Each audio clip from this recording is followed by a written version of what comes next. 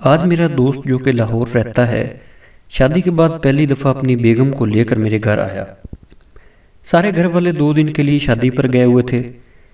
میں اکیلا ہی گھر میں تھا۔ ان کو پرجوش طریقے سے خوش آمدید کہا۔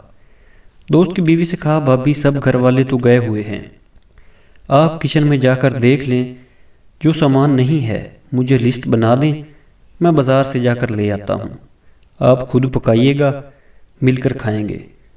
دوست کی بیوی نے کچن میں جا کر لسٹ بنا کر دے دی۔ میں اپنے دوست کے ساتھ گپے مارنے لگ گیا۔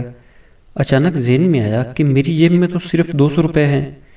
فریج کو دیکھا، کچن میں گیا، جو ضروری سامان تھا امی کچن کیبنٹ میں رکھ کر لاک کر گئی تھی۔ لسٹ دیکھتے ہوئے دوست سے ڈرتے ڈرتے کہا، یار 1000 روپیہ دو، امی آتی ہیں تو پھر آپ کو پیسے لے کر دیتا ہوں۔ باہر جانے لگا تو لسٹ پر دوبارہ نظر دوڑائی، پھر دوست سے کہا، یار 1500 اور دو، آپ کو اکٹھے پیسے دیتا ہوں۔